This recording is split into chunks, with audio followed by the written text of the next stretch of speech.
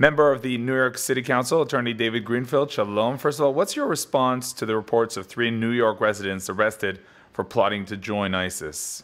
Yeah, I mean, it's pretty shocking. In fact, they lived in our community in Flatbush, which is really shocking for us that that would happen. And basically, these are 3 individuals, 2 who lived in the heart of the Jewish community, who unfortunately wanted to try to get to ISIS to support their terror activities, and if they could not get there, they had plans of doing domestic terrorism.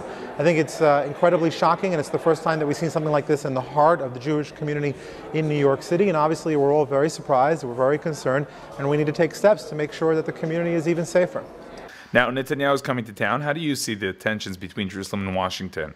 Listen, I think this is a critical time for the state of Israel, and not just because there's elections, of course, but if you look at what's happened in the last 6 months, if you look at the war that you had in Gaza, if you look at the international community's response, if you look at the challenges that you have in the region, you look at the border situation in Syria, and the fact that Iran is sworn to destroy Israel, I think that even those people who are not generally active on Israel issues, I think it's a time for them to step up, to get involved.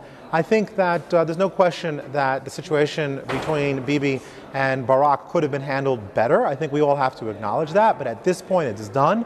I think that the Prime Minister is coming. We should embrace him, and we should make sure that our elected officials are there to hear a very important speech. And what I always tell people is, you know, it's not just about Israel. For the fundamentalist jihadist Islamic approach, Israel is simply one stop before you hit the West, and the West, of course, is Europe, and then you come to the United States of America. So I think that Prime Minister Netanyahu has a very important message, and I think his message needs to be heard and needs to be supported, and I think that we need to make sure that our elected officials will be there, and I've encouraged all of my local elected officials to make sure that they will attend that speech.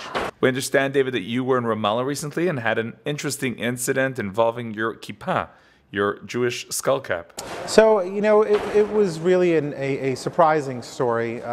Literally this past Sunday, as part of a group, myself and colleagues in the New York City Council, we went to Ramallah. We met to meet with different Palestinian officials, including members of the Palestinian City Council, to talk about some shared experiences. And basically what happened is I walked in to Ramallah with my yarmulke on, of course, and after I was having a conversation with the American Consul General in Jerusalem, I was pulled aside by security personnel and told that I should not wear my yarmulke when I was leaving the building. Obviously, I was surprised by that, and I asked why that was the case. They said that there was a security situation on the ground, that it had changed, and that it was not safe.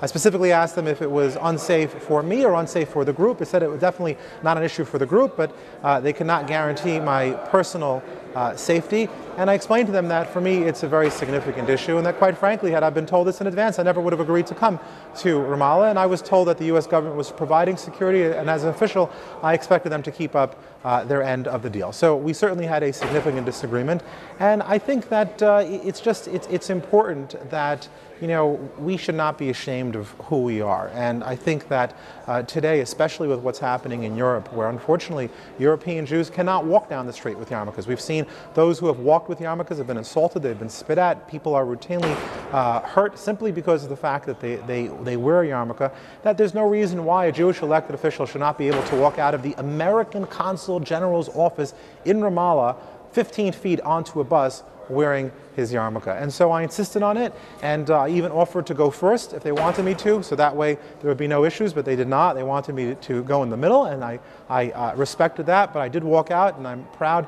that I did wear my yarmulke. And I think that we live in some tenuous times. I mean, to think of a situation where, as an American, visiting the American consulate office in Ramallah, meeting with Palestinians, after all, for a conversation to exchange ideas, that I would be told that the Palestinians had objected and were upset about the fact that I was wearing a yarmulke and therefore was requested that I take it off. I think that's just really unacceptable. And I think that it speaks to the point, and really to, unfortunately, a double standard that we have, where we in the Jewish community embrace everyone and are happy to work with everyone. And if you walk around Jerusalem, there is not a single Arab who is nervous about walking in Jerusalem, because they know that they're safe and they know that Jews respect Arabs and Palestinians. But unfortunately, the opposite is not true. And for some sad reason, there is a lust and a hatred towards Jew, where if you are identifiably Jewish, they feel like they have the right to object. And certainly I was not going to allow them to have that.